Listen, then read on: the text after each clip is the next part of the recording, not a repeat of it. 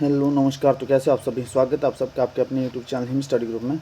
तो आज आपके लिए एक और मॉक टेस्ट हम लेके हाजिर है। जैसा कि आपको पता है कि डेली आपके लिए मॉक टेस्ट अपलोड होते हैं, जिसमें कि आपका रहता है जीके रहता है, ठीक है, हिंदी ग्रामर रहता है, इंग्लिश ग्रामर रहता है और आपका जो वो मैथ का सेक्शन रहता है। तो ये मॉक टेस्ट जो मिक्स डेली आपके लिए अपलोड होता है शाम को 7:30 बजे।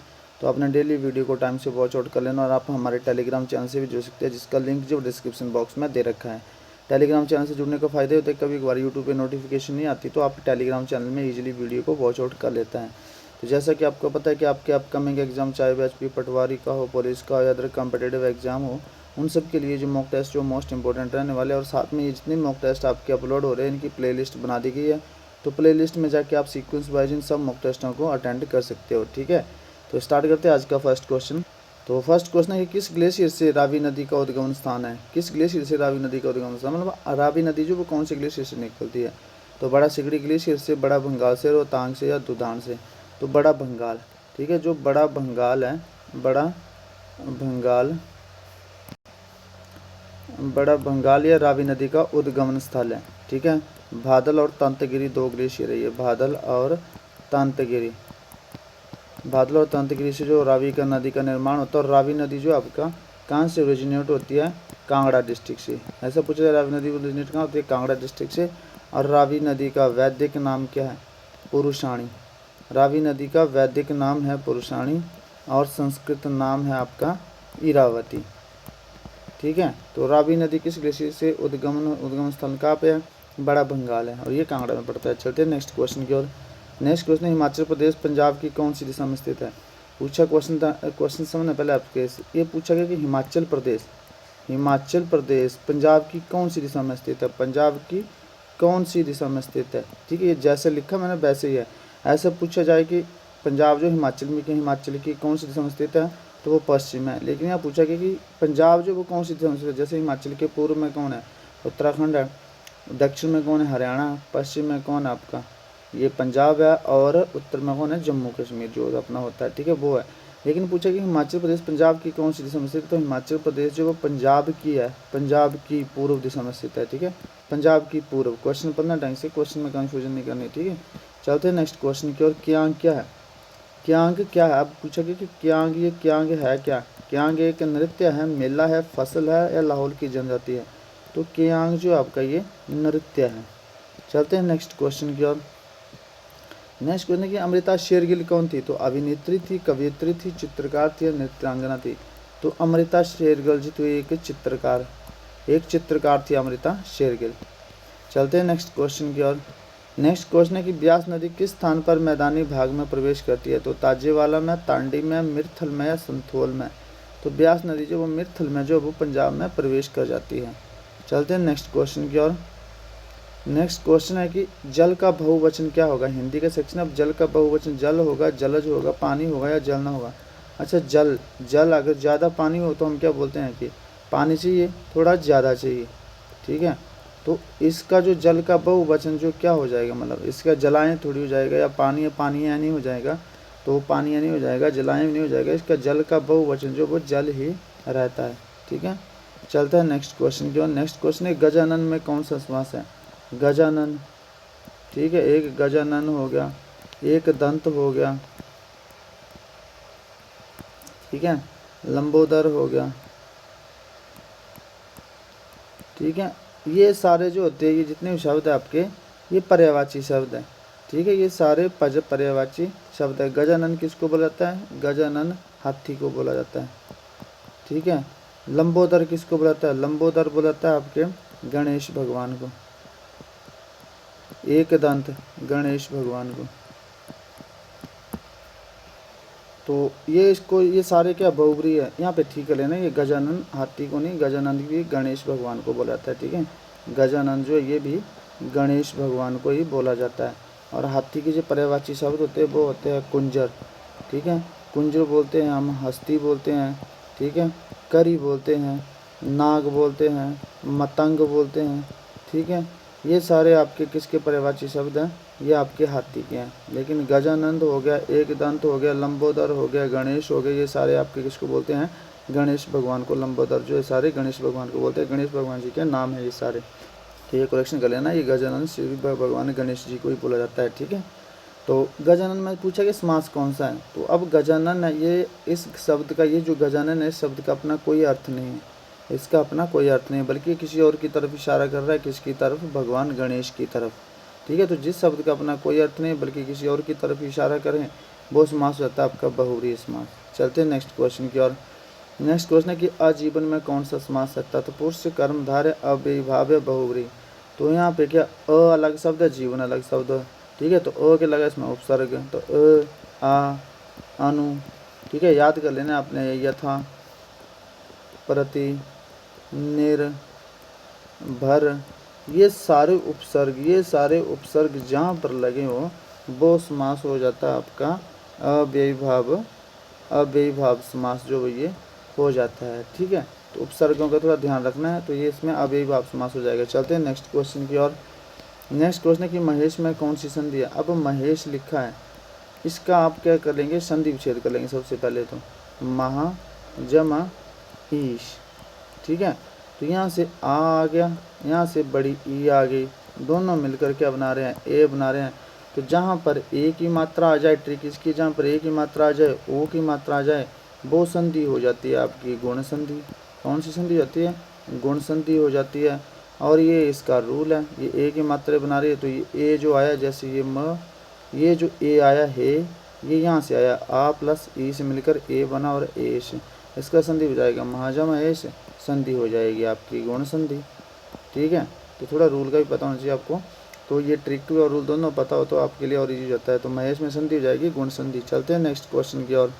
नेक्स्ट क्वेश्चन है कि प्रतिवर्ष में कौन सा समास होता है। तो प्रति फिर आपका उपसर्ग आ गया, पीछे मैंने आपको ये बताया, यहाँ पे ये आ अनु, यथा, प्रति, निर्भर, तो प्रति फिर आपका उपसर्ग आ गया, तो जहाँ पर उपसर्ग आ जाए वो समास आपको मैंने पहले बता रखा, अव्ययीभाव समास जो ये हो जाता है, ठीक है।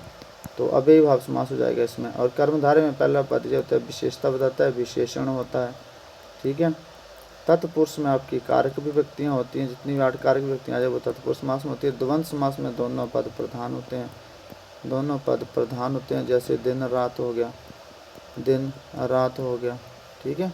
चलते हैं नेक्स्ट क्वेश्चन की ओर। नेक्स्ट क्वेश्चन आपका इंग्लिश का, I am satisfied dash his innocence, मैं उसकी इनोसेंस से सेटिस्फाइड हूँ। तो आपको एक बात ध्यान रखना है कि जहाँ भी सेटिस्फाइड आ जाए, आपका सेटिस्फाइड आ जाए, कंटेंटेड आ जाएगा, ठीक है। इन दोनों का मतलब क्या होता है, संतुष्ट, और दोनों के साथ आप विद प्रेपोजिशन को फॉलो करेंगे। I am satisfied with his innocence, ठीक है। तो आपने ये देखना है कि सेटिस्फाई आ जाए, कंटेंटेड आ जाए, दोनों के साथ विद का मतलब होता है, दोनों का मतलब क्या होता है, संतुष्ट होना, ठीक है, सेटिस्फाइड होना, ठीक है।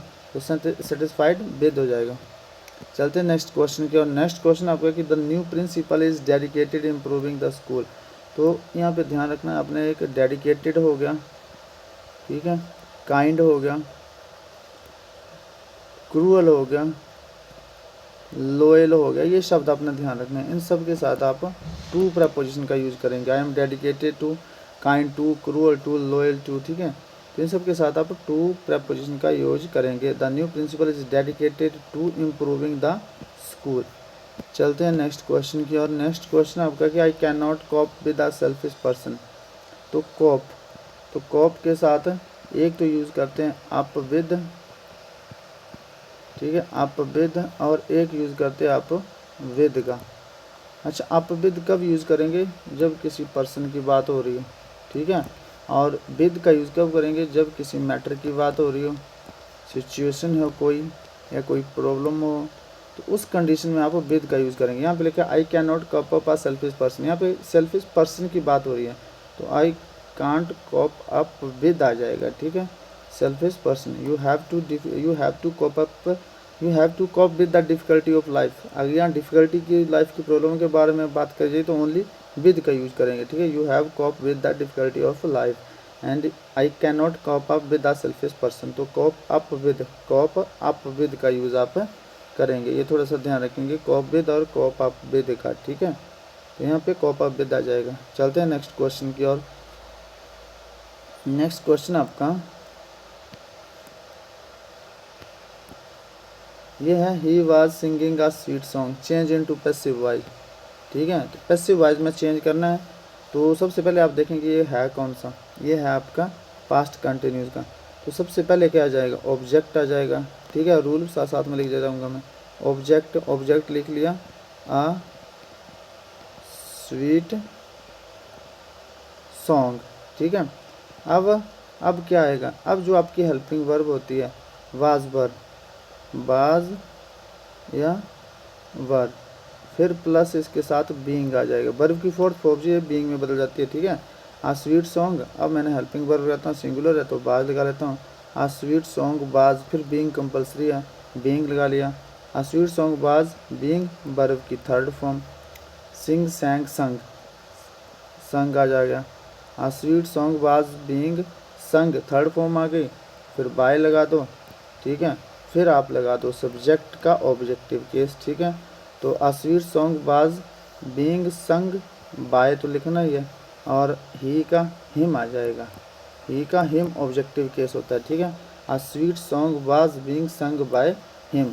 तो ये रूल भी है, रूल भी याद कर लेना साथ में, और आपको ये इसका स्ट्रक्चर का ही पता होना चाहिए कि मतलब अगर प्रेजेंट कंटिन्यूस में तो किस में चेंज करना है, पास्ट कंटिन्यूस में तो किस में चेंज करना है। चलते हैं नेक्स्ट क्वेश्चन की और। नेक्स्ट क्वेश्चन है कि she sings a sweet song change into passive voice. अब आपका ये प्रेजेंट में है। ठीक है। तो फिर वही कंडीशन आ गई, सबसे पहले ऑब्जेक्ट लिख लो। ऑब्जेक्ट क्या, आ स्वीट सॉन्ग, तो ये आ गया आ स्वीट सॉन्ग। ठीक है। फिर क्या लिखेंगे आप, अब ये किस में है, जो आपका पास्ट इंडेफिनिट में है तो इसको आप पास्ट कंटिन्यूस में चेंज करेंगे। तो आ स्वीट सॉन्ग इज़, ठीक है, हेल्पिंग वर्ब जो होती है कंटिन्यूस की, इज़ एम आर जो भी होती है। ठीक है, इज़ एम आर। ठीक है। फिर प्लस वो वर्ब की third form, a sweet song is. ठीक है। फिर संग। ठीक है। अब बीइंग नहीं लगाएंगे क्योंकि बीइंग जो लगाएंगे आप वो सिर्फ प्रेजेंट कंटिन्यू पास्ट कंटिन्यूस में लगाएंगे। अगर ये प्रेजेंट इंडेफिनिट में इसको कंटिन्यूस में चेंज करना है तो आज स्वीट सॉन्ग सिर्फ हेल्पिंग वर्ब यूज़ करेंगे कंटिन्यूस की, बाकी कुछ नहीं। फिर वर्ब की थर्ड फॉर्म तो आती है, फिर बाय आता है, फिर आपका ऑब्जेक्ट आता है। अ sweet song is sung by हर हो जाएगा। ठीक है, इसका ऑब्जेक्टिव केस। तो चलते हैं नेक्स्ट क्वेश्चन की ओर। अब आपका मैथ का सेक्शन स्टार्ट है यहाँ से। तो नेक्स्ट क्वेश्चन आपका कि एक व्यक्ति ए किसी कार्य को 48 मिनट में पूरा कर सकता है। ए किसी कार्य को 48 मिनट में पूरा कर सकता है जबकि बी उसी कार्य को 60 मिनट में पूरा कर सकता है। यदि वह एक साथ उस कार्य को करे तो वो उसे पूरा करने में कितना समय लेगा। ठीक है, सिंपल सा लिखना, एलसीएम लेते सिंपल सी ट्रिक कैच की है। ठीक है, ए किसी कार्य को कितने दिन में कर सकता है, कितने दिन नहीं यहाँ पे मिनट दे रखे हैं 48 मिनट में। बी उस कार्य को कितने मिनट में कर सकता है, 60 मिनट में। ठीक है, इतनी सी बात है टोटल। बस आपने ये ट्रिक समझ ली, यहीं से आपका पूरा क्वेश्चन जो है वो सॉल्व हो जाता है। ठीक है। तो अब इसका एलसीएम ले लेना। एलसीएम मतलब लिस्ट ऑफ कॉमन फैक्टर, मतलब सबसे छोटा जो कॉमन होता है। ठीक है, तो क्या हो सकता है। ठीक है, तो इसका हो जाएगा 240 है इसका एलसीएम। ठीक है, क्योंकि आपने कैसे लगाना, कैसे लेंगे एलसीएम कैसे आएगा, आपने सीधा देखना कि यहाँ पे जीरो है तो यहाँ भी जीरो होना चाहिए।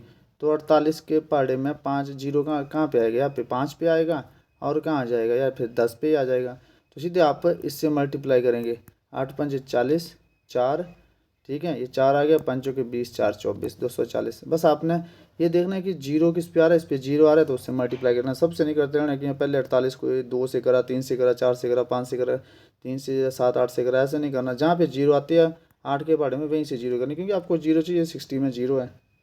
तो ये आपका एलसीएम आ गया। ठीक है, ये कितनी यूनिट की वैल्यू है, 5 यूनिट की वैल्यू। ये कितनी यूनिट की वैल्यू होगी, 6 चौके 24 ना, तो ये 4 यूनिट की वैल्यू होगी। तो टोटल यूनिट कितनी होगी, ये जो मतलब ये एक 48 मिनट में, मतलब 48 मिनट में किसी काम को पूरा कर सकता है।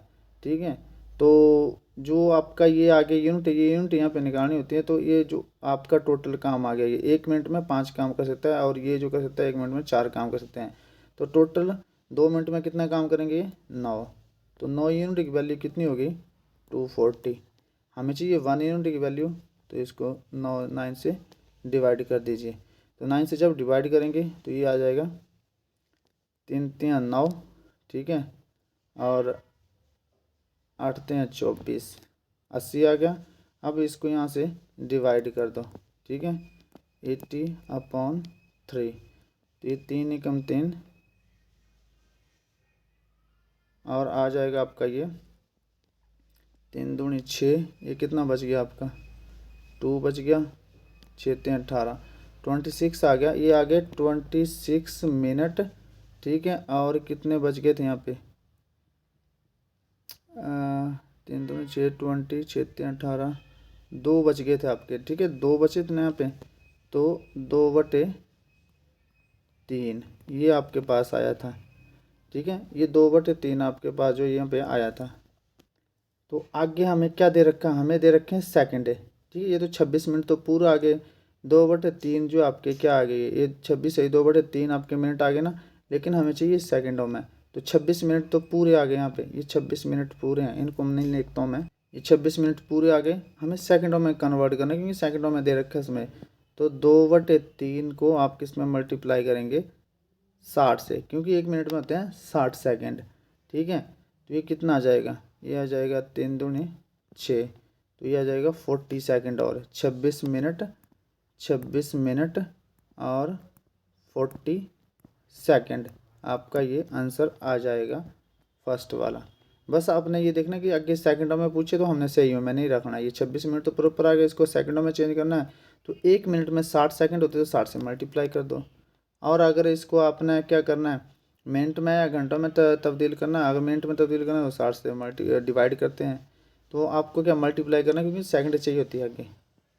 चलते हैं नेक्स्ट क्वेश्चन की। नेक्स्ट क्वेश्चन है कि A B C क्रमशः किसी काम को 12 दिन में, 16 दिन में, 24 दिन में समाप्त करते हैं। एलसीएम ले लो 24 दूनी 48, क्योंकि 48 से सब सारे निकलते हैं, ठीक है। तो 24 ये 24 कितने दिनों में अकेले अकेले किसी कार्य को कर सकते हैं। तो एक दिन में 24 कितना कार्य करता है 2, 16 कितना करता है 3, क्योंकि 16 × 48 होते हैं। 12 कितने करते हैं 12 × 4 = 48। ये इन सब का एक एक दिन का कार्य है, लेकिन टोटल एफिशिएंसी की होती है, इनको प्लस करना होता है, ठीक है। तो इसको प्लस कर दो, 4 + 3 + 2 = कितना कार्य करते हैं एक दिन में 48। 4 3 7 2 9, ये 9 यूनिट की वैल्यू आ गई, ठीक है। 48 हमें चाहिए 1 यूनिट की वैल्यू, तो 48 / 9, ठीक है। तो काट दो, 3 3 9 और आगे कितना आ गया 16 दूनी 32, 16 3 48, ठीक है। तो ये आ गया 16/3, 16/3 दिन में ये इस काम को जो वो कर सकते हैं।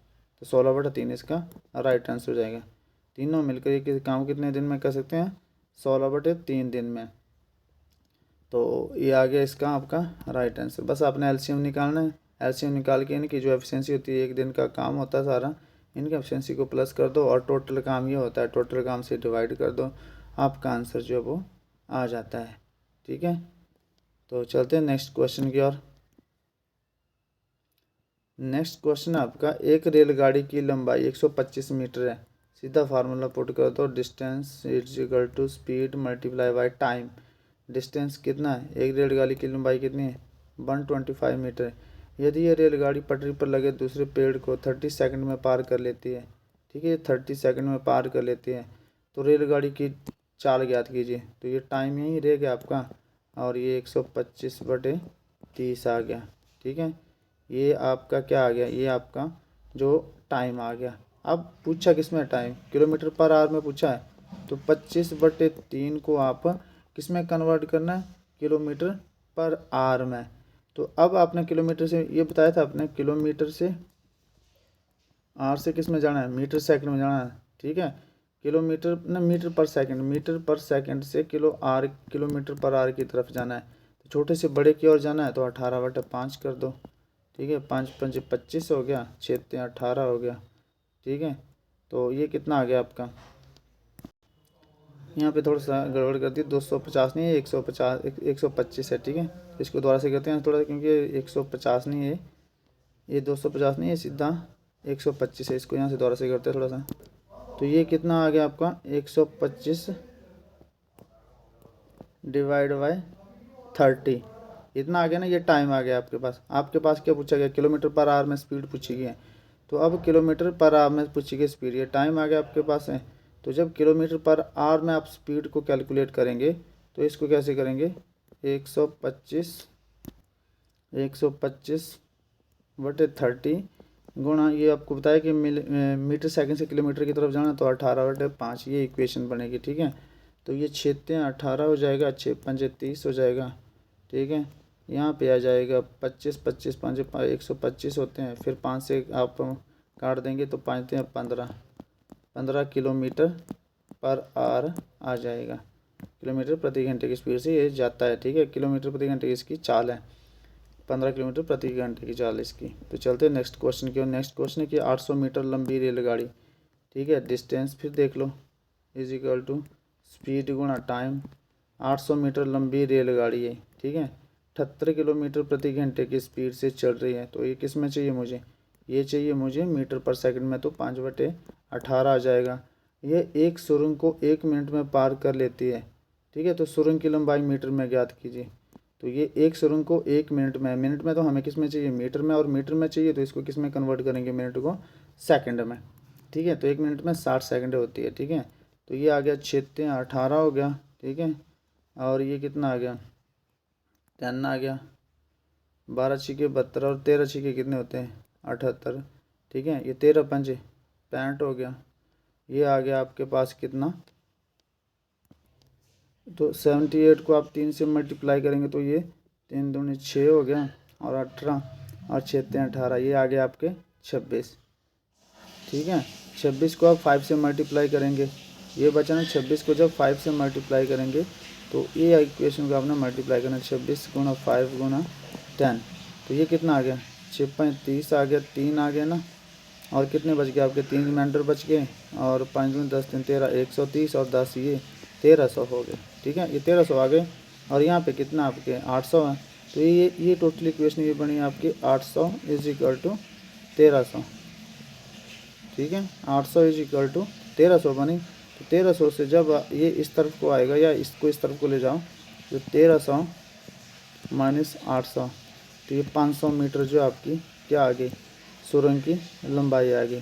ठीक है, क्योंकि ये प्लस सुरंग भी है यहाँ पे। ठीक है, ये प्लस सुरंग भी है, ये इक्वेशन ये बची आपके पास है 800, इसमें प्लस सुरंग की लंबाई, और यहाँ पे = 1300, तो ये यहाँ ले जाओ, तो ये 800 माइनस आप जब 1300 करेंगे तो कितना आ जाएगा, यहाँ पे 800 माइनस करेंगे, सुरंग की लंबाई चाहिए आपको, ये इस तरफ चला गया तो ये माइनस आएगा, तो 500 मीटर आपकी ये सुरंग की लंबाई जो है ये आ जाएगी। ठीक है, तो चलते हैं नेक्स्ट क्वेश्चन की ओर। नेक्स्ट क्वेश्चन आपका है कि 300 मीटर लंबाई की एक रेलगाड़ी 25 मीटर प्रति सेकंड की चाल से दौड़ रही है। ठीक है, सिंपल सा फार्मूला देखो, डिस्टेंस = स्पीड गुणा टाइम। 300 मीटर लंबी रेलगाड़ी, 300 मीटर लंबी रेलगाड़ी। ठीक है, इसकी चाल क्या है, 25 किलोमीटर सेकंड है। तो ये बोला है कि ये रेलगाड़ी 200 मीटर लंबे पुल को कितने सेकंड में पार कर लेगी। अच्छा, तो टोटल डिस्टेंस कितना हो गया, 300 मीटर लंबी रेलगाड़ी है, 200 मीटर लंबा पुल है, तो टोटल डिस्टेंस हो गया। क्योंकि टोटल डिस्टेंस ही है ना, क्योंकि ये आपकी रेलगाड़ी की लंबाई, ये पुल की लंबाई, दोनों ये ऐड ऑन होते हैं। ठीक है, तो दोनों हो गया आपके कितने, 500 मीटर। इन दोनों को कितने टाइम में पार कर रही है, इन दोनों को कर रही है 25 सेकंड में पार। तो आपको टाइम चाहिए, तो टाइम आपका यहाँ रह गया, 25 यहाँ आ गया। ठीक है, ये 25 यहाँ आ गया, 25 दूनी 50 होते हैं, 20 सेकंड आ गया। तो 20 सेकंड जो आपका ये राइट आंसर हो जाएगा। ठीक है, तो ये था आपका आज का सेशन। आई होप आपको सेशन पसंद आया होगा। तो मिलते हैं नेक्स्ट सेशन में, तब तक के लिए जय हिंद, जय भारत। और आपने ये कि कमेंट सेक्शन में आपके कितने क्वेश्चन ठीक होते हैं वो अपना कमेंट करके जरूर बताने हैं। तो मिलते हैं नेक्स्ट वीडियो में।